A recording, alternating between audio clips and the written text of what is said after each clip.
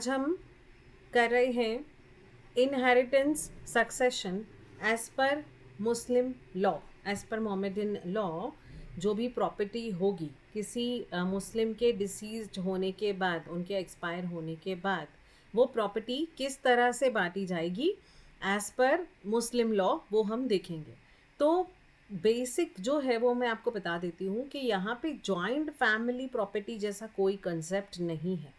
जैसे हिंदू में joint style family system होता है, जॉइंट हिंदू अनडिवाइडेड फैमिली होता है, वैसा सिस्टम नहीं है। प्रॉपर्टी एब्सोल्युटली एक इंडिविजुअल की होती है। ऐसा नहीं बोल सकते कि property mister A and sons उन सब की मिला के है, वैसे नहीं होगा।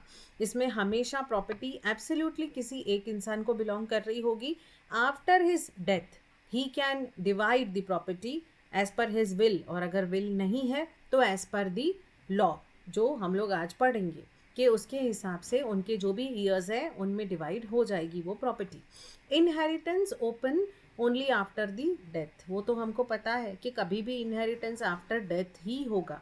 कभी भी ऐसा नहीं होगा कि पर्सन के लाइफ टाइम में उसकी प्रॉपर्टी जो है वो डिवाइड होगी। और हिंदू में कैसा होता है, अगर एक बेटा अपने फादर के यहाँ पे जन्म लेता है तो उसकी ओनरशिप जो है वो बर्थ से ही मिल जाती है उसको। वैसा इसमें नहीं है, child does not gate ownership by the birth. और हिंदू लॉ में कैसा होता है कि ऑटोमेटिक इनहेरिटेंस नहीं, मतलब हिंदू लॉ में ऑटोमेटिक इनहेरिटेंस होता है कि ऑटोमेटिक जो फादर का जो प्रॉपर्टी है वो सन को ही मिलेगा। बट यहाँ पे ऐसा नहीं है, ऑटोमेटिक इनहेरिटेंस नहीं है। 1/3 ऑफ द प्रॉपर्टी का वो विल जो है वो बना सकते हैं, बाकी जो प्रॉपर्टी है वो डिवाइड होती है एज पर मैनी फैक्टर्स। फिर उसमें कुरानिक ईयर्स करके एक ये होता है। कुरानिक ईयर्स मतलब कुरान के हिसाब से कौन लोग हैं जो लीगल ईयर होते हैं जिनको प्रॉपर्टी मिलेगी, जैसे कि वाइफ है, हस्बैंड है, मदर है, फादर है, उनको फिक्स्ड पोर्शन दिया गया है कि 1/3 है, 2/3 है, वैसा हम आगे पढ़ेंगे कि कैसे दिया है। फिर जो बचा हुआ प्रॉपर्टी है, फॉर एग्जाम्पल कहीं किसी केस में मदर नहीं है, फादर नहीं है, क्योंकि वाइफ को तो उतना ही मिलेगा जितना मिलना है, हस्बैंड को तो उतना ही मिलेगा जितना मिला है, बच्चों को उतना ही मिलेगा जितना मिलना चाहिए, डॉटर को उतना ही मिलेगा जितना मिलना चाहिए। उसके बाद अगर फॉर एग्जाम्पल मदर या फादर का हिस्सा बच गया तो वो जो प्रॉपर्टी बची हुई होती है वो रेसिड्यूअरी ईयर्स को मिलती है, मतलब रिमेनिंग प्रॉपर्टी उनको मिलती है जो भी मेल रिलेटिव्स होंगे, कोई और सन होंगे, कजिन ब्रदर होगा, तो उनको वो प्रॉपर्टी जो है वो रेसिड्यूअरी ईयर्स को मिलती है। उसके बाद होता है कि ये जनरली क्या होता है, ग्रैंड चिल्ड्रन जो है उनको प्रॉपर्टी नहीं मिलती है एज पर मुस्लिम लॉ। हाँ, अगर फादर एक्सपायर हो गया है, मतलब कोई बंदा है उसका बेटा एक्सपायर हो गया है, तो उसके ग्रैंड चिल्ड्रन को इनहेरिट होगी वो प्रॉपर्टी, अदरवाइज उसके बेटे को ही मिलेगी। ग्रैंड चिल्ड्रन को तब मिलेगी जब फादर नहीं है उसका, मतलब बीच की कड़ी नहीं है, इसीलिए फिर ग्रैंड चिल्ड्रन को मिलेगा। If the parent dies earlier, अगर पेरेंट पहले ही मर एक्सपायर हो जाता है तो ऑब्वियसली ग्रैंड चिल्ड्रन को मिलेगी। तो फिर और एक बात है कि मेल को जो है वो डबल शेयर मिलता है एज पर दी इनहेरिटेंस मुस्लिम एक्ट। जो सन होगा उसको डबल शेयर मिलेगा जो डॉटर को मिलना है उससे। रीज़न ये है कि यूजुअली मेल्स की रिस्पॉन्सिबिलिटी ज़्यादा होती है, उनके वाइफ, उनके बच्चों की फाइनेंशियल रिस्पॉन्सिबिलिटी को देखते हुए लॉ ऐसा बनाया गया है कि सन जो है उसको डबल शेयर मिलता है जो डॉटर को मिलना होता है उससे। और जो भी कुछ प्रॉपर्टी से मिलेगा उसमें से सबसे पहले फ्यूनरल एक्सपेंसेस को दिया जाएगा कि क्या उसके वो एक्सपायर हुए हैं तो फ्यूनरल एक्सपेंसेस, फिर उनकी कुछ उधारी है, कुछ डेट्स है, किसी से लिया है पैसा, फिर विल जो होगी, अगर उन्होंने विल बनाई है तो विल में भी सिर्फ 1/3 प्रॉपर्टी ही, ये तो हमने कल भी देखा था कि विल में सिर्फ 1/3 प्रॉपर्टी ही वो डिवाइड कर सकते हैं। बाकी प्रॉपर्टी, बाकी जो भी प्रॉपर्टी होगी वो एज पर दी सक्सेशन, ये जो मुस्लिम सक्सेशन एक्ट है उसके हिसाब से ही जाएगी। तो जो भी वसीयत होगी उसमें ऑब्वियसली हमने देखा कि 1/3 ऑफ द प्रॉपर्टी वो जिसको देना चाहेंगे उसको दे देंगे, बाकी जो 2/3 प्रॉपर्टी है वो डिवाइड हो जाएगी लीगल ईयर्स में। लेकिन अगर विल नहीं बनाई है तो जो है वो पूरी प्रॉपर्टी डिवाइड होगी जैसे लॉ में दिया गया है उस हिसाब से। मतलब अगर विल है तो 1/3 ऑफ द प्रॉपर्टी जो है वो विल के हिसाब से जाएगी, बाकी की 2/3 ऑफ द प्रॉपर्टी डिवाइड होगी एज पर दी लॉ। अभी कोई भी ईयर जो है लीगल ईयर है वो कब डिस्क्वालीफाई होगा, मतलब उसको कब कोई हिस्सा ही नहीं मिलेगा अगर उसी ने ही मारा है अपने किसी बड़े को, मतलब मार के वो चाहता है कि उसको प्रॉपर्टी मिल जाए तो नहीं मिलेगी। अगर वो खुद ही मर्डर कर रहा है ऑब्वियसली, तो ऐसे केस में उसको लीगल एयरशिप नहीं मिलेगी, कोई भी प्रॉपर्टी में हिस्सा नहीं मिलेगा। दूसरी चीज़, अगर कोई किसी फादर कोई मुस्लिम है जो एक्सपायर हो गया, उनका बेटा कन्वर्ट हुआ है किसी और रिलीजन में, तो भी उसको कोई भी प्रॉपर्टी में हिस्सा नहीं मिलेगा, क्योंकि वो सिर्फ मुस्लिम को ही मिलेगा। और इनहेरिटेंस जो है वो लीगल हेयर जो है वो उसको मिलना ही है प्रॉपर्टी में हिस्सा, कहीं भी ऐसा नहीं होगा कि उसको प्रॉपर्टी में हिस्सा नहीं मिलेगा। तो अब हम ये मैंने आपको बता दिया ओवरव्यू कि इसमें क्या है, और अब हम इसको डिटेल में देखते हैं कि exactly what we are looking at today. Just sec. हाँ, तो general principles of inheritance under Muslim law.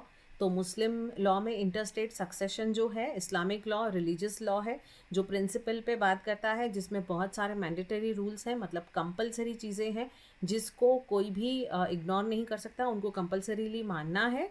For the passing of property from generation to generation, property कैसे पास होगी, रूल्स बनाए हैं क्लोजनेस के हिसाब से, कौन कितना क्लोज है। इसमें बहुत सारे कंसेप्ट ऐसे आएंगे कि फुल ब्रदर, हाफ ब्रदर, तो कौन से ब्रदर ऐसे हैं जो उसके फादर मतलब स्टेप ब्रदर्स नहीं हैं, तो ऐसे फुल ब्रदर है, हाफ ब्रदर है, ऐसे बहुत सारी चीज़ें हैं जिनको उस हिसाब से जो है वो हिस्सा मिलेगा। The Islamic law of inheritance can be divided into Hanafi law of succession.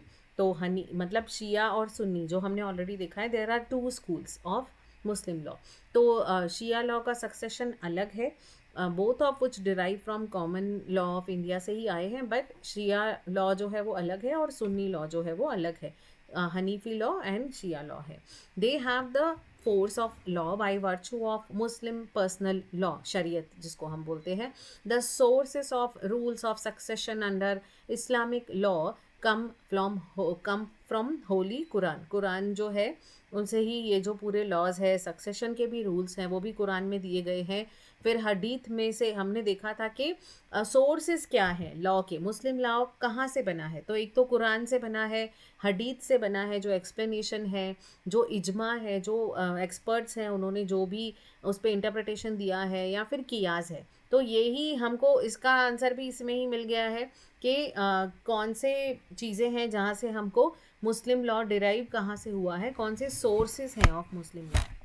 तो कुरान है, हदीत है, इजमा है एंड कियास है, जो हमने ऑलरेडी किया है, एक तरह का हमारा रिविजन हो गया। The rules of succession come into play upon the death of ancestor. किसी की डेथ होगी तो ही सक्सेशन की बात होगी, जीते जी कोई भी विल या कोई भी प्रॉपर्टी के वसीयत की बात नहीं करेगा। अब interstate succession in Islamic law जो है, succession refers to the transmission of the property of an ancestor upon his death. Obviously death के बाद ही जो प्रॉपर्टी है वो राइटफुल लीगल ईयर को मिलेगी, जो भी राइटफुल ईयर है एज पर कुरान। तो while the inheritance of the property is carried out according to the will of deceased, it is called testamentary succession। अगर विल के हिसाब से हो रहा है तो वो टेस्टामेंट्री सक्सेशन है, और अगर विल के हिसाब से नहीं हो रहा है तो एज पर जो हम लॉ अभी पढ़ेंगे उस हिसाब से होगा। लेकिन विल बनाएंगे भी तो भी सिर्फ 1/3 प्रॉपर्टी का ही विल बनाया जा सकता है as per Muslim law. In some cases the deceased dies without leaving a will, hence the succession is executed according to general rules। तो अगर कोई विल नहीं बनाया है तो जनरल रूल्स के हिसाब से प्रॉपर्टी एग्जीक्यूट होगी, जिसको हम इंटरस्टेट सक्सेशन बोलते हैं। इंटरस्टेट सक्सेशन जो वर्ड है वो हमेशा यूज़ होगा, कोई भी रिलीजन हो, कोई भी हो, अगर कोई विल बना के नहीं गया है तो वो इंटरस्टेट सक्सेशन के हिसाब से उसकी प्रॉपर्टी डिवाइड होगी, और अगर कोई विल बना के गया है तो वो टेस्टामेंटरी सक्सेशन के हिसाब से प्रॉपर्टी डिवाइड होगी। The fundamental of interstate succession are compared with the preemptive rights in the case of Govind Dayal versus Inayatullah 1885 में। ये एक केस था जिसमें हमें पता चला कि इंटरस्टेट सक्सेशन जो कंपेयर कर सकते हैं, इंटरस्टेट सक्सेशन जो टर्म है वो सब में सेम ही है, जहाँ पर भी विल नहीं है तो लॉ के हिसाब से उसको डिवाइड करना है प्रॉपर्टी को. The Islamic succession is derive from the customary law of succession and is based on the patriarchal family system. तो उनका फैमिली सिस्टम कैसा है, कितने भाई हैं, कितने बहन हैं, कैसा, कितनी वाइफ्स हैं.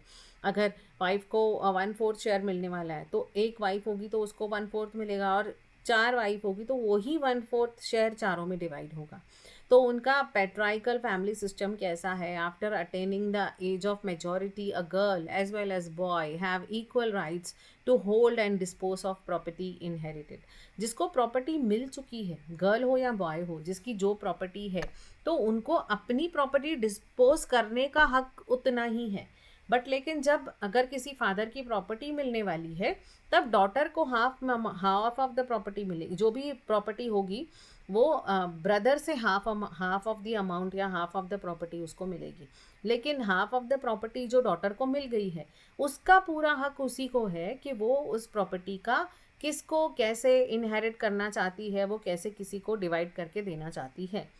वो लीज कर सकते हैं, मॉर्गेज कर सकते हैं, प्रॉपर्टी अपने आप में डिवाइड कर सकते हैं. वो उनकी मर्जी है. जो अगर मेजॉरिटी आ गई, अगर मेजर हो गए हैं, अबव 18 ईयर्स है और उनको एक प्रॉपर्टी मिली है अपने एंसेस्टर्स से, तो वो अपनी प्रॉपर्टी का जो भी वो चाहे वो कर सकते हैं.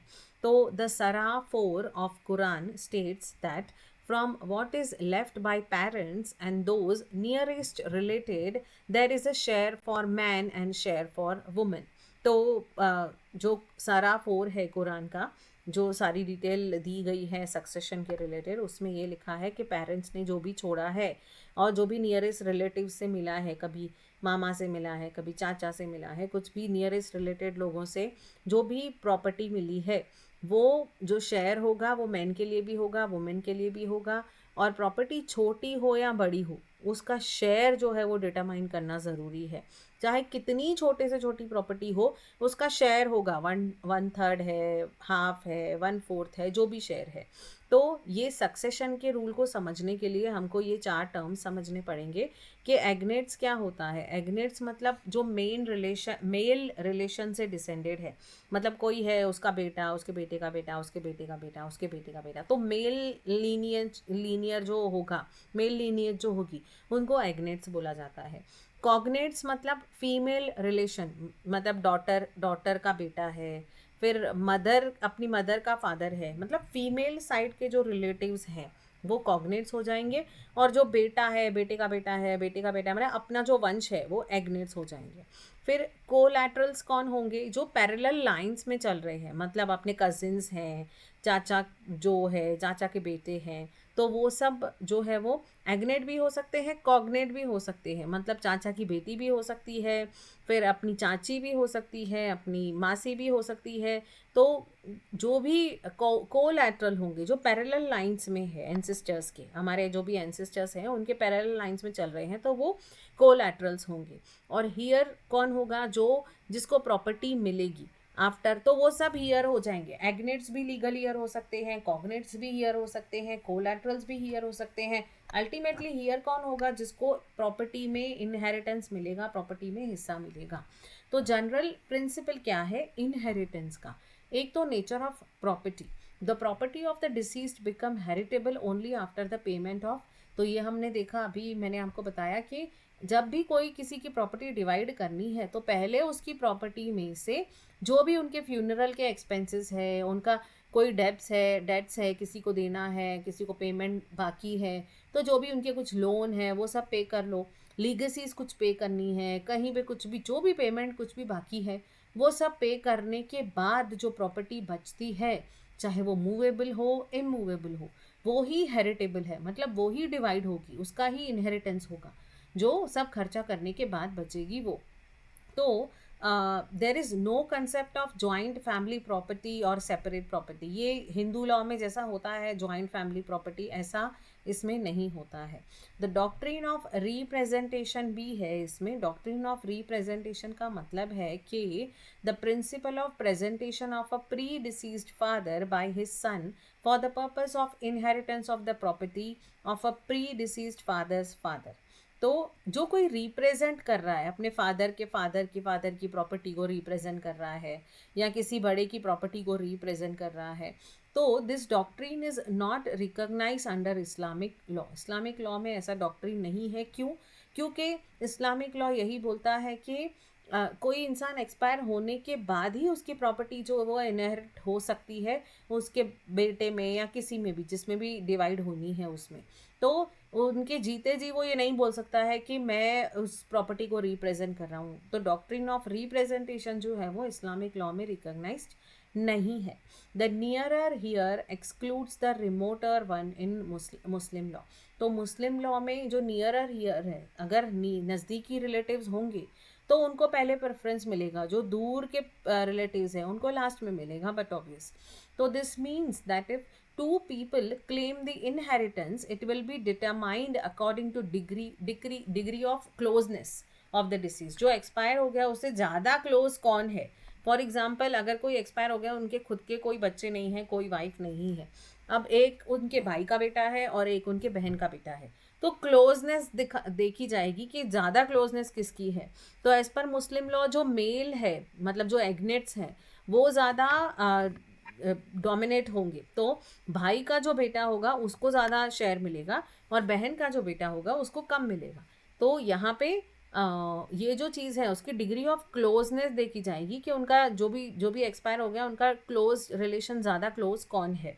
और नो बर्थ राइट, इस्लामिक में ऐसा बर्थ राइट नहीं है कि पैदा होते ही वो अपने बाप फादर की प्रॉपर्टी में उनको हिस्सा मिल जाएगा, या वो जैसे हिंदू में होता है यूजुअली के अगर वो पैदा हुआ है तो वो हिंदू अनडिवाइडेड फैमिली का जो हम पढ़ते हैं HUF, तो उसमें ऐसा होता है कि अगर कोई सन बॉर्न हुआ है तो ऑटोमेटिकली उसका जो इनहेरिटेंस राइट है वो बर्थ राइट हो जाता है।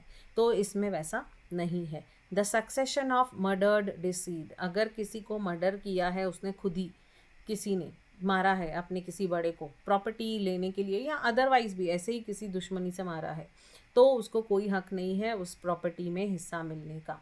अ person who causes the death of a deceased is not entitled to inherit the property.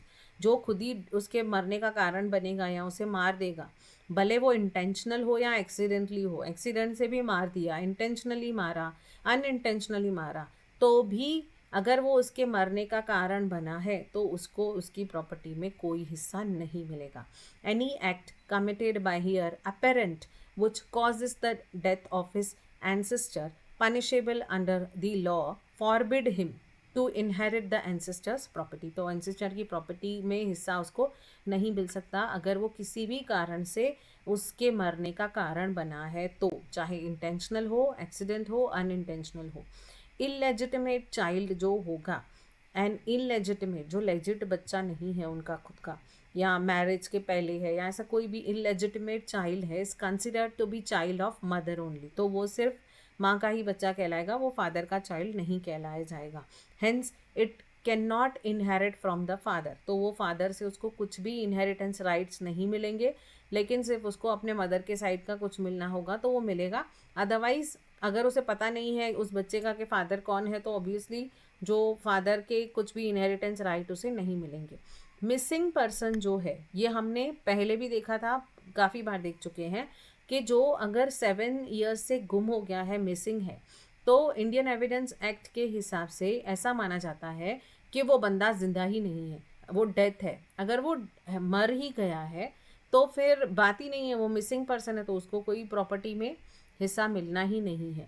तो वैसे तो इस्लामिक लॉ इस चीज़ में क्लियर नहीं है कि कौन से पीरियड के लिए मिसिंग पर्सन को डेथ घोषित कर देना चाहिए या नहीं, बट उसमें कुछ क्लियर नहीं है, इसीलिए हम लोग जो है वो इंडियन एविडेंस एक्ट 1872 को ही फॉलो करेंगे। इसमें सेक्शन 108 को, जो ये बताता है कि 7 ईयर से ज़्यादा अगर कोई भी गुम हो गया है, मिसिंग है, नहीं मिल रहा है, तो ऐसा समझा जाता है कि he is legally dead, presumed as dead, और उसकी जो भी प्रॉपर्टी है वो इनहेरिटेंस उसका कर सकते हैं। मतलब किसी बंदे की अगर 7 साल हो गए, कोई बॉडी नहीं मिली है, पता नहीं है कहाँ है, तो ऐसा समझा जाएगा कि वो डेथ हो गई है और उनकी जो भी प्रॉपर्टी है वो डिवाइड हो जाएगी, इनहेरिट हो जाएगी। सिमिलरली अगर कोई बंदा खुद ही मिस हो गया है तो उसको जो प्रॉपर्टी में हिस्सा मिलने वाला था वो नहीं मिलेगा, क्योंकि वो डेथ घोषित किया गया है, मतलब 7 ईयर से नहीं मिल रहा है तो इंडियन एविडेंस एक्ट के हिसाब से he is no more.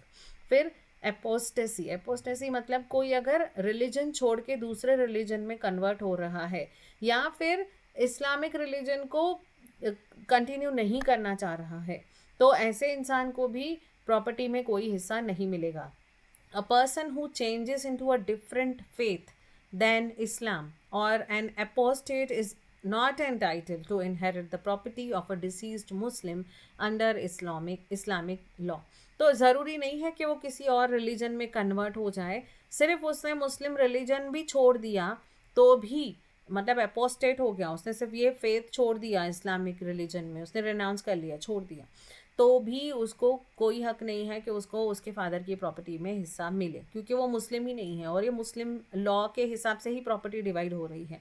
However, Section 3 of Caste Disabilities Removal Act 1850 abolished this disability. In India, an apostate is entitled to inherit the property of a deceased Muslim, but his descendants are not entitled to inherit.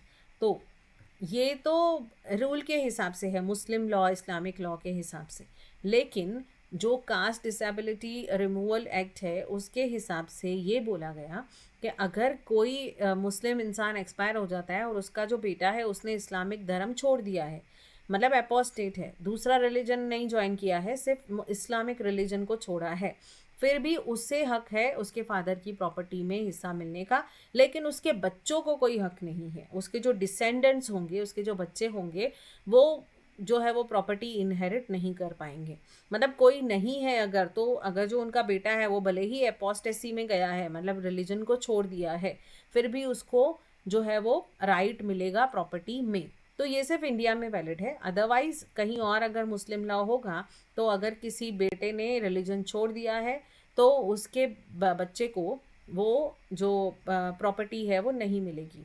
Estate मतलब जहाँ पे कोई legal year है ही नहीं, कोई नहीं है, एक बंदा है उसका कोई है ही नहीं, ना बच्चे हैं, ना वाइफ है, ना कुछ है, कोई भी नहीं है, तो ऐसी प्रॉपर्टी गवर्नमेंट को चली जाती है, स्टेट के पास चली जाती है, और वो स्टेट जो है उसका लीगल ईयर स्टेट ही होता है, स्टेट के पास ही उसके प्रॉपर्टी की पूरे राइट्स चले जाते हैं। ऑब्वियसली कोई नहीं होगा तो गवर्नमेंट का होगा वो प्रॉपर्टी।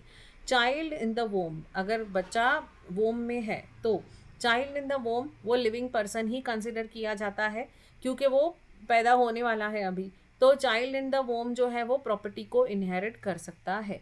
मतलब अगर कोई डिसीज़ हो गया है, कोई एक्सपायर हो गया है और उसकी प्रॉपर्टी डिवाइड हो रही है और उसका बच्चा जो अभी पैदा नहीं हुआ है तो उसको उसका हिस्सा मिलेगा जो होने वाला है बॉर्न, ऐसा नहीं कि अभी बॉर्न नहीं हुआ है तो उसको नहीं मिलेगा। तो अगर वो है वूम में और वो पैदा होने वाला है तो उसको पूरा हक है प्रॉपर्टी में हिस्सा मिलने का, क्योंकि child in the womb is considered as a living person only. फिर क्लासेस ऑफ ईयर्स जो है उसमें कैसा है कि क्लोजनेस डिसाइड होती है, हमने देखा कि जो कितने क्लोज रिलेशन है लोगों के उस जो भी डिसीज्ड बंदा है उसके हिसाब से। तो 2 क्वेश्चन हैं जिसके हिसाब से समझ में आएगा कि उसको कितना प्रॉपर्टी में कितना ईयरशिप मिलना चाहिए।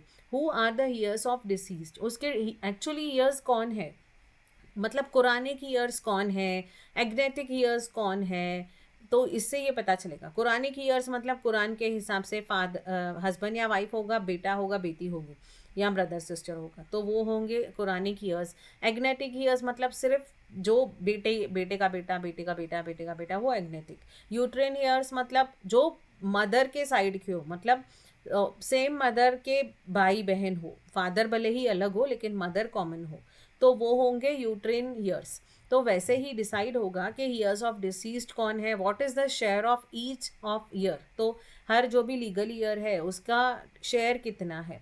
तो इस्लामिक लॉ जो भी ईयर्स हैं जिनको पैसा मिलने वाला है, लीगल ईयर्स हैं, इस्लामिक ईयर्स हैं, तो वो 7 क्लासेस में डिवाइड होगा। 3 प्रिंसिपल क्लासेस हैं उसके। प्रिंसिपल क्लासेस कौन है जो हमने अभी देखा, एक तो वो कुरानिक ईयर्स होंगे, मतलब हस्बैंड या वाइफ, सन, डॉटर, जो भी है नियरेस्ट रिलेशन, कुरान के हिसाब से कौन से ईयर्स हैं।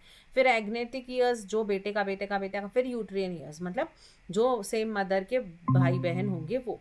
तो ऐसे करके वो 3 प्रिंसिपल क्लासेस जो है वो डिवाइड होंगे। सब्सिडरी क्लासेस क्या होंगे कि सक्सेसर बाय कॉन्ट्रैक्ट, कॉन्ट्रैक्ट के हिसाब से कौन सक्सेसर है।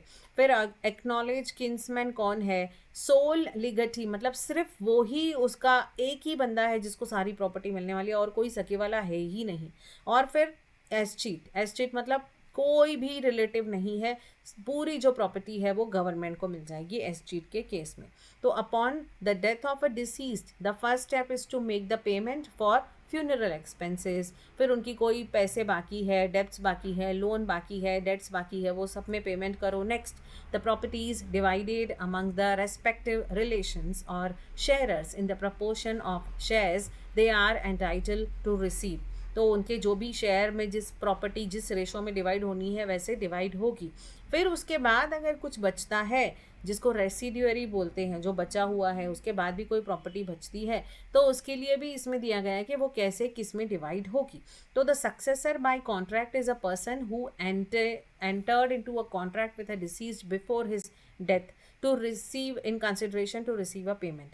तो ये जो हमने देखा सक्सेसर बाय कॉन्ट्रैक्ट, तो ये जो सक्सेसर बाय कॉन्ट्रैक्ट है इसका मतलब ये है कि जिसने किसी के साथ पहले ही कॉन्ट्रैक्ट किया था, उसके मरने से पहले कोई कॉन्ट्रैक्ट किया था कि इतना पैसा देने वाला है, कोई भी कॉन्ट्रैक्ट हो, कोई भी काम का कॉन्ट्रैक्ट भी हो सकता है। तो अगर उसे कोई पेमेंट मिलने वाली है तो पहले जो है वो पेमेंट पे करनी पड़ेगी क्योंकि वो उसके लीगल ड्यूज़ हैं, वो उसके डेट्स हुए वो पे करने पड़ेंगे। वो हो सकता है इंटरेस्ट हो, फाइन हो, कुछ भी हो सकता है, वो उसे पे करके उसके बाद ही जो प्रॉपर्टी है वो डिवाइड होगी। An acknowledge kinsman is a person with whom the deceased made acknowledgement of kinship, like a man can acknowledge another as his brother who become the acknowledged kinsman। Kinsman मतलब क्या होता है कि वो किसी और को बोलेगा कि ये मेरा भाई है, मतलब ऐसे ही नाम का भाई, रियल भाई नहीं, किन्समैन जिसको बोलेंगे कि कोई किसी को एक्नॉलेज कर रहा है कि ये मेरा भाई है, मतलब उसको फॉर द गारंटी की तरह अपने भाई बनाया है। तो in the absence of any relation in the principal classes of first to subsidiary classes, तो पर्सन जो है वो अगर किसका कोई भी नहीं है तो वो सोल लीगटी भी बना सकता है। मतलब कोई एक ही है, उसका एक ही बेटा है या एक ही बेटी है या सिर्फ वाइफ है और कोई भी नहीं है, तो वो सोल लीगटी हो जाएगा, उसको ही पूरी प्रॉपर्टी मिलेगी। Finally in the absence of any of principal और सब्सिडरी क्लासेस, अगर प्रिंसिपल या सब्सिडरी क्लासेस नहीं है, मतलब कुरानिक ईयर्स नहीं है, एग्नेट ईयर्स नहीं है, यूट्रेन ईयर्स नहीं है, कोई भी नहीं है, तो स्टेट के पास पूरी प्रॉपर्टी चली जाएगी। अब कुरानिक ईयर्स कौन कौन होते हैं जो हमने देखा, एक तो हस्बैंड, कुरानिक ईयर्स 12 तरह के होंगे, 12 लोग ऐसे हैं जो कुरान के हिसाब से लीगल ईयर्स हैं, उनको प्रॉपर्टी में हिस्सा मिलता है। तो अगर हस्बैंड है, हस्बैंड अ सर्वाइविंग हस्बैंड, अगर वाइफ की प्रॉपर्टी है और हस्बैंड सर्वाइव है, वाइफ एक्सपायर हो गई, तो उस केस में in case he has a child और child of a son, how low so ever his share is 1/4 of the in of heritable estate. जो भी हेरिटेबल है, जो हेरिटेंस में मिल रही है, वो प्रॉपर्टी में हस्बैंड का जो हिस्सा है वो 1/4 होगा। बट इफ़ अगर कोई चाइल्ड नहीं है तो जो है वो चाइल्ड वाला हिस्सा भी उसके हस्बैंड को मिल जाएगा। मतलब अगर कोई लेडी है वो एक्सपायर हो रही है तो सिर्फ उसका हस्बैंड है तो आधी प्रॉपर्टी, हाफ जो शेयर है वो हस्बैंड को मिल जाएगी। लेकिन अगर बेटा भी है तो दोनों को, मतलब 1/4 प्रॉपर्टी हस्बैंड को मिलेगी, बाकी की जो हाफ है वो सन को मिलेगी। वाइफ की प्रॉपर्टी की बात चल रही है। अब सिमिलरली अगर हस्बैंड एक्सपायर हो रहा है तो वाइफ की प्रॉपर्टी किसको मिलेगी। अगर वाइफ सर्वाइविंग वाइफ है, हस्बैंड एक्सपायर हो रहा है, तो वाइफ को क्या प्रॉपर्टी कितने मिलेगी। सॉरी, मैंने पहले सेंटेंस गलत बोल दिया। तो surviving wife is entitle to receive 1/4 of heritable property. अगर कोई बच्चा नहीं है, कुछ भी नहीं है, तो वाइफ जो है उसको 1/4 ऑफ प्रॉपर्टी जो है वो मिलेगी। If husband has left a child, अगर उसने एक बच्चा भी है उनका, तो वाइफ जो है उसका शेयर कम हो जाएगा, 1/8 मिलेगा। तो जो वाइफ का वाला शेयर है वो सन को मिल जाएगा। तो हमेशा ऐसे ही होगा कि अगर हस्बैंड है या वाइफ है, अगर सन है, उनको ऑलरेडी एक सन है, तो वो सन को भी उसका हिस्सा मिलेगा और फिर हस्बैंड का हिस्सा कम हो जाएगा। सिमिलरली वाइफ है और उनका बेटा भी है तो बेटे को भी प्रॉपर्टी का हिस्सा मिल जाएगा, अल्टीमेटली वाइफ का जो हिस्सा है वो कम हो जाएगा। लेकिन एक्सेप्शनल केसेस में जहाँ पे मोर देन वन वाइफ है, मुस्लिम में 4 वाइफ तक हो सकती है, तो जहाँ पे मोर देन वन वाइफ है तो जो भी वाइफ का हिस्सा है उसका 1/8 हिस्सा भी है अगर, क्योंकि सन को देने के बाद तो 1/8 ही बचेगा, तो वो 1/8 जो है वो सब जो भी 4 वाइफ होंगी, 3 होंगी या 2 होंगी, उन सब में इक्वली डिवाइड होगा। अब फादर को कितना मिलेगा? Father become a Quranic sharer only if a deceased has left a child और सन और grandsons child, otherwise he is not a Quranic sharer. तो फादर को कब मिलेगा? जब उनके बच्चे नहीं हैं। अगर बच्चे हैं तो ऑब्वियसली पहले बच्चों को ही मिलेगा प्रॉपर्टी में हिस्सा, लेकिन अगर बच्चे नहीं हैं तो फिर father who is a Quranic heir inherits 1/6, उनको 1/6 ऑफ दी प्रॉपर्टी में हिस्सा मिलेगा। मदर होगी अगर, तो मदर के 3 सिनेरियोज हैं। एक तो 1/6 शेयर मिलेगा, मतलब जो भी 6 पार्ट में डिवाइड करेंगे उसका 1/6 हिस्सा। सपोज 60,000 है, 6 लाख है, तो 1 लाख जो है वो मदर को मिलेगा। कब? जब where there is a child or son's child, how low so ever, where there is 2 or more brothers or sisters, one brother, one sister, whether full consanguine और uterine। तो मतलब फुल ब्रदर कौन होगा? जो सेम फादर सेम मदर का जो भाई होगा सगा, वो फुल होगा। फिर कॉन्सेंग्यूइन कौन होगा? जो फादर सेम होगा लेकिन मदर अलग हो सकती है। फिर यूट्रिन ब्रदर कौन होगा? जो मदर सेम होगी बट फादर अलग हो सकता है। तो ऐसा कुछ भी है अगर, तो मदर को जो है वो 1/6 शेयर मिलेगा। 1/3 शेयर कब मिलेगा? जब कोई बच्चा नहीं होगा। ऑब्वियस है कि बच्चा होगा तो ऑब्वियसली मदर का शेयर कम हो जाएगा। अगर कोई बच्चा है तो मदर का जो शेयर है वो 1/3 हो जाएगा।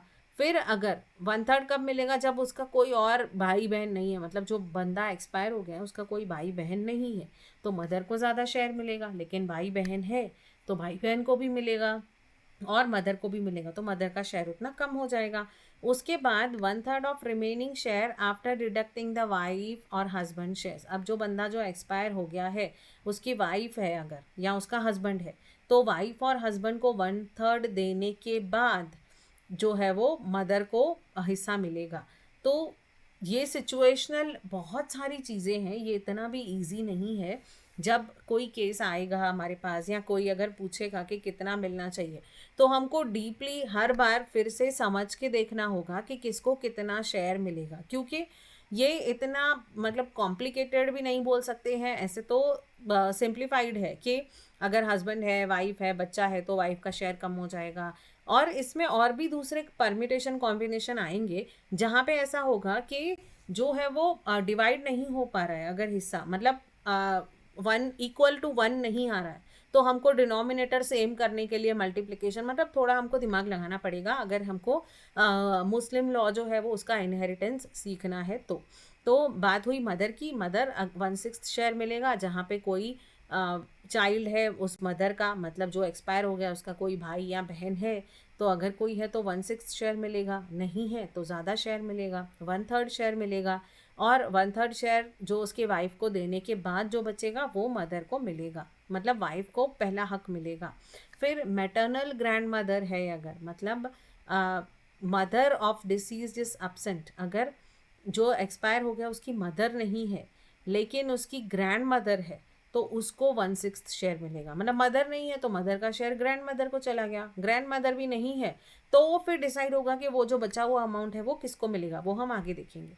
तो वैसे ही पैटर्नल ग्रैंड मदर, तो only in those cases where both the parents of deceased are absent. कोई जो बंदा एक्सपायर हो गया उसके दोनों पेरेंट्स नहीं है लेकिन उसकी ग्रैंड मदर है, मतलब उसकी दादी है, पैटर्नल ग्रैंड मदर है, तो वो कुरानिक ईयर बन जाएगी, उसको 1/6 शेयर मिलेगा। तो पैटर्नल ग्रैंड मदर हो या मैटरनल ग्रैंड मदर हो, मतलब दादी हो या नानी हो, उनको 1/6 शेयर ही मिलेगा। अगर 2 ग्रैंड मदर है और 2 नानी है, 2 दादी है, तो उनको जो 1/6 मिल रहा है 1/6 ही मिलेगा, दोनों में बोलो इक्वली डिवाइड कर लो। तो रूल हमेशा यही होगा, पैटर्नल और मैटरनल, दादी हो या नानी हो। अगर मदर फादर या मदर फादर नहीं है तो ऐसे केस में होगा दादी और नानी का ऑप्शन, उनको मिलेंगे पैसे, उनको जो भी शेयर है वो मिलेगा 1/6। 2 दादी है, 2 नानी है, तो उन लोगों को जितनी है, 3 है, 4 है तो चारों में इक्वली डिवाइड कर दो, 1/6 शेयर को ही डिवाइड कर लो। मतलब 1/6 शेयर फॉर एग्जाम्पल के किसी की 6 करोड़ की प्रॉपर्टी है तो 1 करोड़ उनको मिलना है, तो 1 करोड़ जो है वो चारों में डिवाइड कर लो, ऐसा होगा। फिर उसके बाद पैटर्नल ग्रैंडफादर, तो paternal grandfather becomes the Quranic sharer only when father of deceased's husband. अगर फादर नहीं है तो किसको मिलेगा फादर का शेयर? दादा को। और दादा भी नहीं है अगर, तो फिर डिसाइड होगा कि वो कैसे होगा, उसका भी हम आगे देखेंगे। तो अगर फादर नहीं है तो पैटर्नल ग्रैंडफादर मतलब जो उसके दादा होंगे उनको 1/6 शेयर मिलेगा। फिर उसके बाद मैटर्नल लेकिन ग्रैंडफादर जो है ना, उनको कभी भी कुरानिक शेयर किसी भी केस में नहीं मिलेगा। मतलब जो नाना है ना, उनको कुछ नहीं मिलेगा। एक बार नानी को भी मिलेगा शेयर 1/6 शेयर, लेकिन जो नाना होंगे मतलब मदर के फादर, उनको कभी भी कोई भी कुरानिक शेयरर में किसी भी केस में नहीं मिलेगा। लेकिन जो ग्रैंड फादर है, फादर के फादर हैं, उनको 1/6 शेयर मिलेगा अगर फादर नहीं है तो। डॉटर्स को कितना शेयर मिलेगा? The daughters of the deceased become Quranic heirs only in absence of son. अगर सन नहीं है तो डॉटर को शेयर मिलेगा। सिंगल डॉटर है अगर तो उसे हाफ शेयर मिलेगा। But if there is more than 1 daughter then उन सबको 2/3 शेयर जो है वो आपस में डिवाइड करना पड़ेगा। एक ही डॉटर है तो हाफ शेयर उसको दे दो, बात खत्म। लेकिन अगर एक से ज़्यादा डॉटर्स हैं तो 2/3 जो भी अमाउंट है उसका 2/3 निकालो, 75% निकालो और वो जितनी भी डॉटर्स है उनमें डिवाइड कर लो। अब सन्स डॉटर मतलब पोती खुद की, सन की जो डॉटर होगी वो, तो सन डॉटर जो है वो कुरानिक शेयरर तब बनेगी जब उसका जो सन है वो नहीं है, मतलब उसका फादर, वो जो बच्ची है उसका फादर नहीं है, जो एक्सपायर हो गया उसका बेटा नहीं है, वो खुद भी एक्सपायर हो गया उसका बेटा, तब जो है उसकी डॉटर को शेयर मिलेगा। जो डॉटर होगी उसको हाफ शेयर मिलेगा। लेकिन अगर ओनली डॉटर है तो हाफ मिलेगा, और अगर 2 से ज़्यादा ग्रैंड डॉटर्स है मतलब पोतियाँ 2 से ज़्यादा है तो उनको सेम केस में जैसे डॉटर को मिलता है 2/3, वैसे यहाँ पे भी 2/3 उनको मिलेगा। आपस में इक्वली डिवाइड कर लो, चाहे 2 ग्रैंड डॉटर्स हो, 4 हो, 7 हो, 15 हो, जितनी भी हो, उनको 2/3 ऑफ दी जो भी है वो कलेक्टिवली आपस में इक्वली डिवाइड करना है। फुल सिस्टर जो होगी मतलब रियल अपने एक ही फादर और मदर की जो फुल सिस्टर होगी, मतलब सगी बहन जो होगी, उसको हाफ ऑफ द शेयर मिलेगा जो ब्रदर एक्सपायर हुआ होगा उसका, अगर सन नहीं है तो। व्हेन देयर इज नो सन, अगर सन नहीं है तो ही सिस्टर को हिस्सा मिलेगा, हाफ शेयर मिलेगा। अभी एक सिस्टर है तो हाफ मिलेगा, 2 सिस्टर्स हैं, 3 सिस्टर्स हैं तो कितना मिलेगा? 2/3 ऑफ द अमाउंट मिलेगा। आपस में बांट लो, जितनी भी बहनें हैं उन सब में। फुल सिस्टर्स की बात चल रही है, हाफ सिस्टर, कजिन सिस्टर नहीं। जो फुल एक ही उनके मदर फादर की एक्चुअल सिस्टर होगी, अगर वो एक ही सिस्टर है तो उसको हाफ ऑफ द शेयर दे दो। हाफ ऑफ द शेयर कब मिलेगा? जब उस बंदा जो एक्सपायर हुआ उसका कोई बेटा नहीं है, उसका कोई वारिस नहीं है, तो जो फुल सिस्टर है उसको हाफ शेयर मिलेगा। अब फुल सिस्टर है लेकिन 3 है तो 2/3 ऑफ द अमाउंट जो है वो तीनों में डिवाइड कर लो इक्वली। कॉन्सेंगुइन सिस्टर मतलब जो फुल सिस्टर नहीं है लेकिन फादर एक ही है, दूसरी मदर की बेटी है, तो सिस्टर फ्रॉम अनदर मदर, तो वो कॉन्सिक्वेंस सिस्टर हो गई, तो उसको भी हाफ शेयर मिलेगा अगर कोई और नहीं है तो।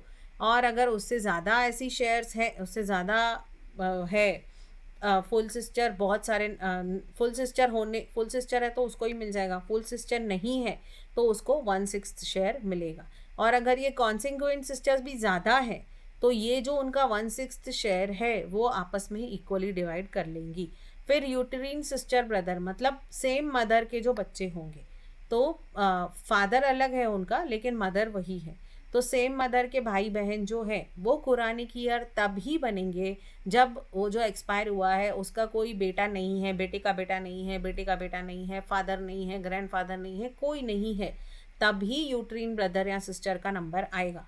तो शेयर ऑफ 1 सच ब्रदर और सिस्टर उसको 1/6 शेयर मिलेगा। 2 भाई है तो हर एक को 1/6 1/6 1/6, 3 है तो भी 1/6, जितने भी है उनको 1/6। 2 से ज़्यादा है अगर तो टोटल जो है वो 2/3 मतलब 75% जो है वो उनको मिलेगा, वो लोग आपस में डिवाइड कर लेंगे। फिर एग्नेटिक ईयर्स हमने देखा, जो सन मतलब जो मेल घर के हैं, बेटा, बेटे का बेटा, जो वंश बोलते हैं हम लोग, तो वो जो होंगे वो एग्नेटिक ईयर्स हुए। तो agnetic years or residuaries come into picture only when after dividing the heritable state between the Quranic years and still there is some state left। तो इन सबको दे दिया, ये जितने भी 12 कुरानिक ईयर हैं, कुरान के हिसाब से ईयर हैं, तो हस्बैंड होगा या वाइफ है, फादर है, मदर नहीं है तो फादर है, मदर नहीं है तो ग्रैंड मदर है, ग्रैंड मदर तो नहीं तो पैटर्नल ग्रैंड मदर होगी, पैटर्नल ग्रैंडफादर होगा, डॉटर होगा, सन होगा, इनमें से जो भी लोग अवेलेबल है उनको दे दो। बाकी जो बच गया है वो होगा एग्नेटिक ईयर्स का, मतलब बेटे के बेटे का बेटे का बेटा अगर कोई है उसी लाइन में कोई है तो उनको मिलेगा। तो residuaries in their own rights. This class involves the agnatic male relations of the deceased, जो उनके मेल रिलेशंस में है, मतलब फीमेल इसमें कभी भी नहीं आएगी। ये रेसिड्यूअल है। पहले तो कुरानिक ईयर्स को सब दे दो, जो हमने देखे अभी 12 किसको कितना मिलना है उनको दे दो। उसके बाद जो अगर बचता है तो वो एग्नेटिक ईयर्स में दे दो, जो भी मेल है उनके वंश में जो भी मेल है उनको दे दो। तो जो son of a deceased male lineal descendants होंगे, मतलब उस रूट के जो लोग हैं, तो चाहे वो फादर है, ग्रैंडफादर है, कितना भी हाई हो कितना भी लो हो, उस एक लाइन में अगर कोई है तो जो बचा हुआ अमाउंट है वो एग्नेटिक ईयर्स को मिलेगा। फिर offspring of true grandfather how high so ever, तो ग्रैंडफादर है, ग्रैंडफादर का ग्रैंडफादर कोई भी अगर जिंदा है, या फिर ग्रैंडसन है, ग्रैंडसन का बेटा है, तो जितने भी उस एक लाइन में होंगे अगर उनमें से कोई है और फंड बचा है, मतलब ये ईयरशिप सबको देने के बाद, अगर उनका शेयर देने के बाद जो भी अमाउंट है वो एग्नेटिक ईयर्स में डिवाइड होगा।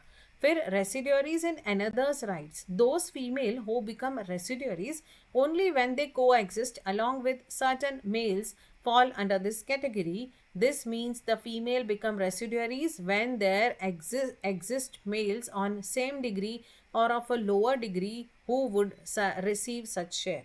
तो ऐसी कभी कभी ऐसा भी होगा जो रेसिड्यूअरीज फीमेल होगी, मतलब पहले तो एग्नेट्स होंगे जो मेल है सब उनके एक ही लाइनेज में, लेकिन दूसरा ये भी हो सकता है कि कभी कभी फीमेल होंगी जो ज़्यादा नज़दीकी होंगी उससे, तो उनको प्रेफरेंस मिलेगा। जैसे कि डॉटर्स विथ सन्स, अगर उनके बेटी है जो एक्सपायर हुआ है उसकी बेटी है और उसके बच्चे हैं, तो जो बेटी है उसको रेसिड्यूअरीज के सिलसिले में, मतलब जब पैसा बच जाएगा प्रॉपर्टी सबको डिवाइड करने के बाद, कुरानिक ईयर्स के हिसाब से डिवाइड करने के बाद, तो जो डॉटर्स विद सन होगी जिनको बेटे होंगे उस डॉटर को मिलेगा। जिस डॉटर को बेटियां होगी तो उसको नहीं मिलेगा, लेकिन अगर उसकी कोई डॉटर है जिसके बेटे पैदा किए हैं उसने, तो उसको जो है वो रेसिड्यूअल शेयर मिलेगा।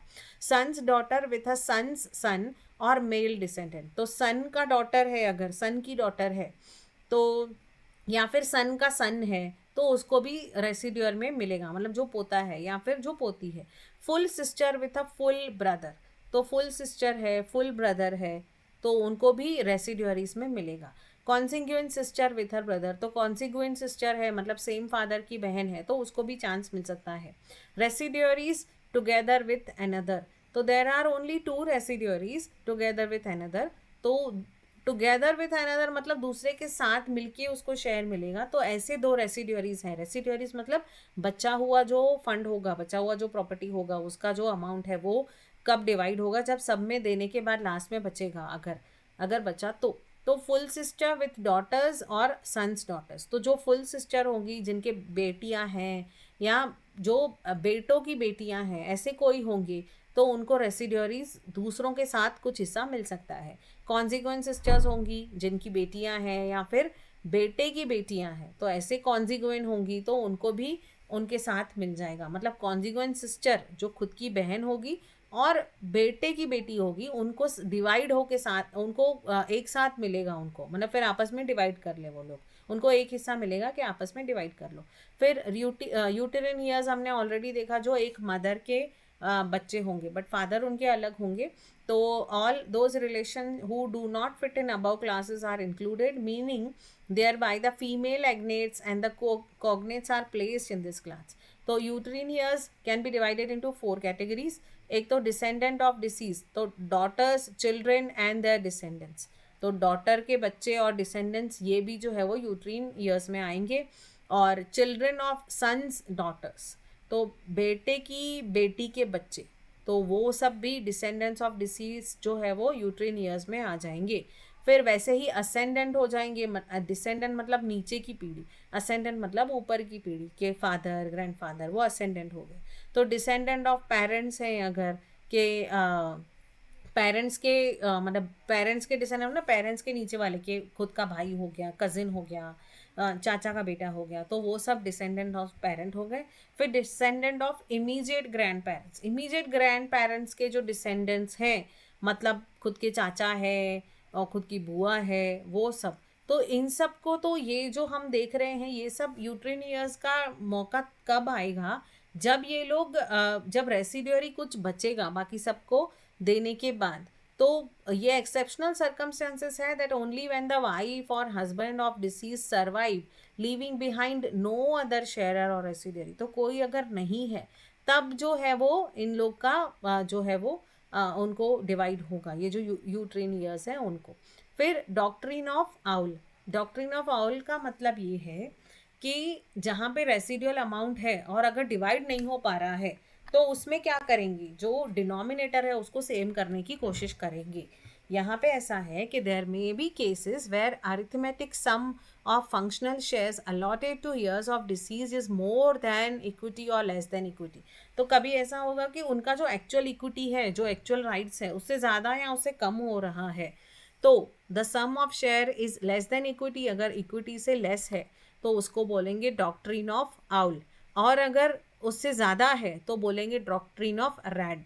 तो ये डॉक्ट्रिन है जहाँ पे अगर शेयर ज़्यादा है या शेयर कम है तो उसको हमको एडजस्ट करना पड़ता है, जो डिनोमिनेटर है वो सेम करके, ताकि वो उससे एक जैसे डिविजिबल हो और लास्ट में इक्वल टू 1 हो, तो ही आप डिवाइड कर पाओगे।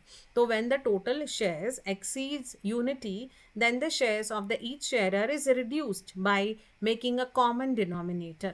अगर शेयर ज़्यादा हो रहा है तो सबका शेयर जो है वो उतने रेशो से कम हो जाएगा, तो वो हम कैसे करेंगे, कॉमन जो डिनोमिनेटर है उसको रिड्यूस करेंगे और या तो इंक्रीज करेंगे डिनोमिनेटर को, अगर हमको इक्वेट करना है न्यूमरेटर्स को। न्यूमरेटर मतलब जो ऊपर होगा, डिनोमिनेटर मतलब ये जो 3/7 है, तो 3 इसमें न्यूमरेटर है, 7 इसमें डिनोमिनेटर है, हम सब स्कूल में पढ़ चुके हैं।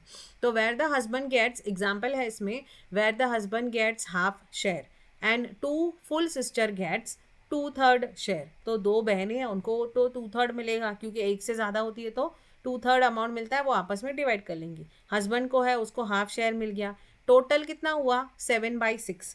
तो वो तो एक से ज़्यादा है, एक प्रॉपर्टी को डिवाइड करेंगे कैसे, 7/6 में कैसे डिवाइड करेंगे, तो इसलिए हमको क्या करना पड़ेगा, जो डिनोमिनेटर है वो सबका कॉमन करना पड़ेगा। तो कॉमन डिनोमिनेटर करने के लिए हम क्या करेंगे, increase the denominator and make it equal some of numerators. तो हम लोग यहाँ पे नीचे अगर हमको 6 चाहिए सब में, तो हम क्या करेंगे, इसमें 1 को 3 से मल्टीप्लाई करेंगे, 2 को भी 3 से मल्टीप्लाई करेंगे, तो 1 × 3 इज़ 3 और 2 × 3 इज़ 6। फिर वैसे ही अगर इसको नीचे डिनोमिनेटर 6 करने की कोशिश की तो यहाँ पर भी डिनोमिनेटर 6 करने की कोशिश करनी पड़ेगी। यहाँ पे 6 करना है तो 3 को 2 से मल्टीप्लाई करना पड़ेगा, अगर डिनोमिनेटर को 2 से मल्टीप्लाई किया तो न्यूमरेटर को भी 2 से मल्टीप्लाई करना पड़ेगा, तो मतलब 2 × 2 हो जाएगा 4 और 3 × 2 हो जाएगा 6, मतलब 4/6, तब जाके ये 1 हो जाएगा। डिनोमिनेटर सेम होगा तब तो ना प्रॉपर्टी डिवाइड होगी। अब पता चलेगा कि प्रॉपर्टी को कैसे डिवाइड करना है, मतलब प्रॉपर्टी के 6 हिस्से करो, 3 हिस्से जो है वो हस्बैंड को दे दो और 4 हिस्से जो है वो जो बहनें हैं, 2 बहनें हैं तो दोनों को आधा आधा दे दो। तो ऐसे करके डिसाइड होगा, जब जो अमाउंट है, जो भी कुछ रेशो है, वो अगर डिनोमिनेटर सेम नहीं आ रहा है और उसको डिनोमिनेटर सेम करने की कोशिश करते हैं, इसको बोलते हैं डॉक्ट्रिन ऑफ आउल। अब डॉक्ट्रिन ऑफ रैड कब होगा, ये सेम होगा, लेकिन इसमें क्या होगा, after division of shares total allotted share जो है वो 1 से कम है, तो there is no residuary to inherit the residue, then the residue reverts back to the sharers in the same proportion of their shares. तो इस केस में क्या होगा, कुछ बचेगा ही नहीं, मतलब रैड में क्या होगा, जो शेयर्स है वो लेस देन 1 है तो किसी के लिए कोई रेसिडुअल बचता नहीं है, तो जो बची हुई चीज़ है जो बाकी सब में डिवाइड करनी होती है वो कुछ नहीं बचेगा। Then the residue reverts back to the sharers in same proportion of the shares. The only exception to this rule is that wife और husband is not entitled to receive the return in presence of heir. तो ये exception जो doctrine of red है उसमें ये होगा, एक exception है उसमें कि वाइफ या हस्बैंड जो है, जो भी जिंदा है, हस्बैंड मर गया है तो वाइफ, वाइफ एक्सपायर हो गई तो हस्बैंड, तो दोनों में से जो भी सर्वाइवर है is not entitled to receive the return in presence of heir. तो अगर हीयर अवेलेबल है तो उसको कोई हक नहीं मिलेगा, तो इसको बोलेंगे doctrine of red. Doctrine of red क्या बताता है कि mother of disease has 1/6 share. हमने देखा है कि मदर जो होती है एज पर कुरानिक ईयर उनको 1/6 शेयर मिलता है, और डॉटर जो है उसको 1/4 शेयर मिलता है। अगर एक ही डॉटर है तो, एक से ज़्यादा डॉटर होगी तो 2/3 ऑफ द अमाउंट मिलेगा, आपस में डिवाइड कर लो। अब लेकिन एक ही डॉटर है तो हाफ शेयर उसको मिला, मदर को 1/6 मिला। अब टोटल जो हुआ इसका वो हुआ 2/3, जो कि 1 से कम है, मतलब 75% है। अब भी 25% हिस्सा बच रहा है, तो अब 25% जो हिस्सा बच रहा है वो अब यहाँ पे अप्लाई होगा डॉक्ट्रिन ऑफ रैड, जहाँ पे एक हिस्सा बच जाता है, मतलब 1/6 शेयर मदर को मिलेगा और हाफ ऑफ द शेयर जो है वो डॉटर को मिलेगा। तो टोटल मिला के हुआ 2/3, जो 1 से कम है टोटल, मतलब 75% प्रॉपर्टी की डिसाइड हो गई कि किसको कितनी मिलेगी। अब भी 25% प्रॉपर्टी बाकी है, तो ऐसे केस में डॉक्ट्रिन ऑफ रैड अप्लाई होगा। उसमें भी डिनोमिनेटर कॉमन करने की कोशिश की जाएगी, तो 1/6 है और ये 1/2 है, तो ये जो 1/2 है इसको भी नीचे 6 करना पड़ेगा। 2 को नीचे 6 करना है तो 2 × 3, और अगर नीचे डिनोमिनेटर में 3 से मल्टीप्लाई किया तो न्यूमरेटर में भी 3 से मल्टीप्लाई करना पड़ेगा, तो ये हो जाएगा 3/6। तो 1/6 प्लस 3/6 तब जाके वो इक्वल टू 1 होगा। इसीलिए मदर जो है उसको 1/4 शेयर मिलेगा और जो डॉटर है वो 3/4 शेयर मिलेगा। मतलब मदर का जो शेयर है वो 1/4 हो जाएगा और जो डॉटर का जो शेयर है वो 3/4 हो जाएगा। इसको बोलेंगे डॉक्ट्रिन ऑफ रैड। अब Sunni law of inheritance. Sunni law of inheritance जो है वो, एक सेकेंड मैं आपको दिखाती हूँ इसमें।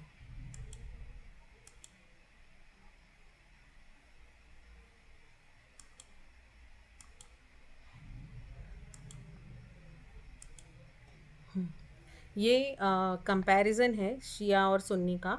सुन्नी लॉ ऑफ इनहेरिटेंस क्या बोलता है, कंपैरिजन ऑफ, अभी तक तो हमने देखा कि शिया लॉ जो है वो कैसे ये कर रहा है। तो यहाँ पे हम अभी ये जो है ना comparison of Sunni and Shia interpretation of Quran है, तो ये शॉर्ट में दिया हुआ है so that we will be able to complete that. तो ये जो greater part of Mohammedan law है of inheritance is found upon the Quran. It amended the pre-Islamic laws. तो जो pre-Islamic laws थे उसको अमेंड किया गया, कॉमन प्रिंसिपल्स डाले गए और इंटरप्रिटेशन अलग अलग हो गया शिया स्कूल और सुन्नी स्कूल के लिए। तो सुन्नी इंटरप्रिटेशन क्या है कि Sunni to some extent allow the principle of pre-Islamic custom to stand and they add or alter those rule in specific manner mentioned in Quran and by Prophet. तो प्रॉफिट मोहम्मद जी ने जैसा कहा था उस हिसाब से चेंजेस किए हैं, कहीं अल्टर किया है, ऐड किया है, कुरान में जैसा लिखा है उस हिसाब से ऐड लेस किया है, तो ये सुन्नी इंटरप्रिटेशन हुआ। हम शिया इंटरप्रिटेशन क्या बोलता है, हम बात कर रहे हैं प्रॉपर्टी इनहेरिटेंस की। तो the Shias deduce certain principle which they consider to underlie the amendment mentioned in Quran. उनको जहाँ पे लगा कि amendment होनी चाहिए वहाँ पे किया। Fuse this principle with the principle of pre-existing customary law, जो प्रथा चलती आ रही थी उसके हिसाब से माना। Thus bringing up completely altered set of rules.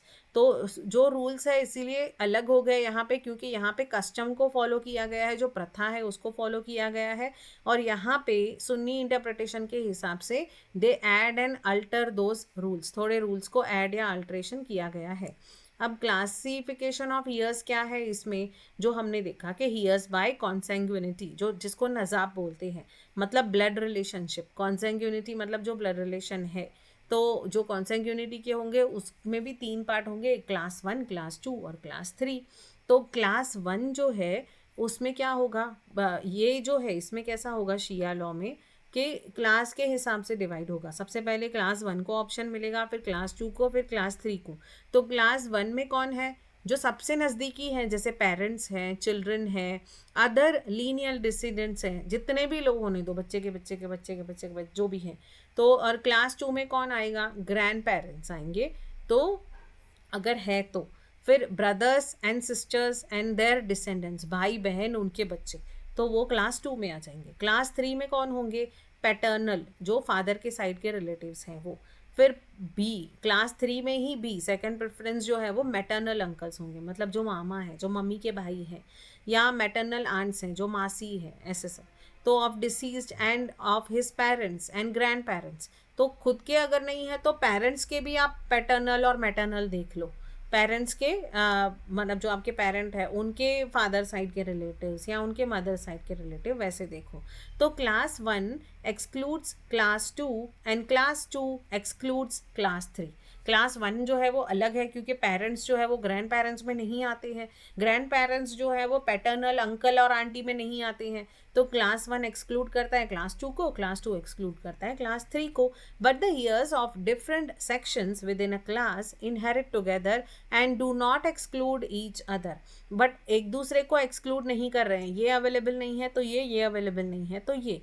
तो हियर बाय स्पेशल कॉज, उसके बाद आता है here by special cause. Special cause मतलब सबाब की वजह से हियर होना। सबाब इज द थिंग कि जो मैरिज के हिसाब से कोई अगर हियर बन गया है, ये तो कॉन्सेंक्यूनिटी होगा, ब्लड रिलेशनशिप हो गया। ब्लड रिलेशन के अलावा भी हक होता है हस्बैंड या वाइफ को।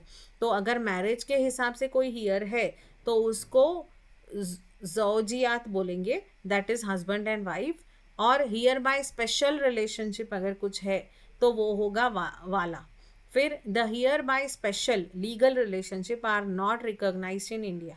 तो ये जो स्पेशल रिलेशनशिप की हम बात कर रहे हैं वो इंडिया में रिकॉग्नाइज नहीं है। इंडिया में सिर्फ अगर मैरिज है तो हस्बैंड या वाइफ जो है वो ज़ौजियात के हिसाब से हियरशिप मिलेगा। However, originally they were such persons who acquired the right of inheritance by virtue of spiritual headship। कोई अगर स्पिरिचुअल हेड है उनका तो उनको भी पहले ऐसा था कि स्पेशल रिलेशनशिप के हिसाब से, मतलब वो उसका गुरु है तो उस हिसाब से उनको हियरशिप मिल जाती थी, बट अभी ऐसा नहीं है। उसके बाद आती है बात order of succession. Order of succession क्या है कि अमंग द ईयर्स बाय कॉन्सेंग्यूनिटी, पहले जो कॉन्सेंग्यूनिटी के हिसाब से है मतलब जो ब्लड रिलेशन है उनको मिलेगा। फिर उसके बाद के ईच ग्रुप जो है वो अलग अलग सेक्शन में डिवाइडेड है, तो पहले क्लास 1, फिर क्लास 2, फिर क्लास 3, और फिर in this section it can be various years, बहुत सारे ईयर्स हो सकते हैं। हो सकता है क्लास 1 के कुछ हो, क्लास 2 के कुछ हो, फिर क्लास 3 के कुछ हो। तो वैसे करके डिसाइड होगा कि कितना क्लोजनेस है और उस हिसाब से उनको प्रॉपर्टी में हिस्सा मिलेगा। द डिसीजन इज पर स्ट्राइप्स, मतलब पर पर्सन, ईच ग्रुप के स्ट्राइप को एक हिस्सा मिलेगा, मतलब वो जो डिसाइड हुआ रहेगा वैसा। Of heir by consanguinity descendants get per stripes और अकॉर्डिंग टू द ब्रांच। तो पर स्ट्राइप मतलब उनके कितने हेड हैं, उनके कितने डिसेंडेंट्स हैं, उस हिसाब से उनको डिवाइड होगा।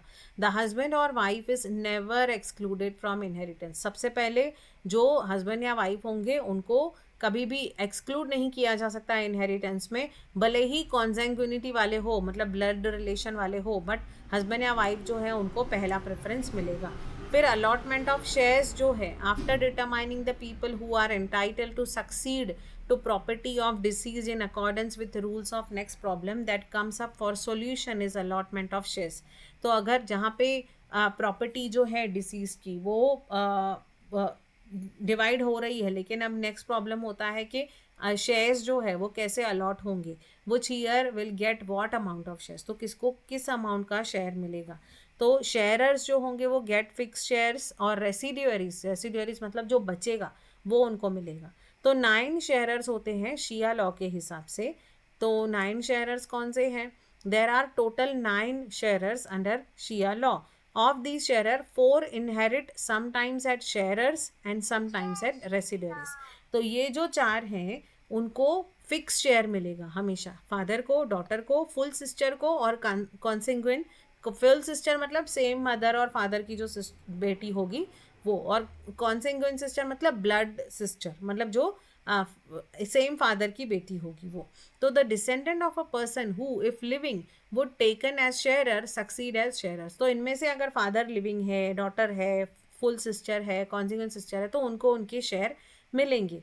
डिसेंडेंट अगर वो नहीं है तो उनके डिसेंडेंट्स, डॉटर नहीं है तो डॉटर का सन, फुल सिस्टर नहीं है तो फुल सिस्टर का सन, तो ऐसे करके अगर वो नहीं है तो उनके डिसेंडेंट्स मतलब उनके नीचे की पीढ़ी जो है उनको एज अ रेसिड्यूअरीज उनको मिलेगा, मतलब जो रेसिड्यूअल अमाउंट है, जो बचा हुआ अमाउंट है वो उनको मिलेगा। तो और फोर्थ सिचुएशन है how the distribution of properties affected. तो प्रॉपर्टी कैसे अफेक्ट होगी? ओनली इफ 1 ईयर एग्जिस्ट, एक ही ईयर है उनका, तो वो सारी प्रॉपर्टी उसको ही मिल जाएगी, एक्सेप्ट अ वाइफ। लेकिन वाइफ होगी तो वाइफ को अभी भी 1/3 ही मिलेगा. If she is sole heir, लेकिन अगर वो सोल हियर है, शी टेक्स 1/4 और बाकी, सॉरी नॉट 1/3, 1/4 जो है वो वाइफ को मिलेगा, बाकी का उसको स्टेट को देना पड़ेगा, मतलब गवर्नमेंट को दे देंगे, जो इमाम को पास ऑन कर देंगे. As there is no machinery to take charge of इमाम्स share, the surplus would pass to the wife.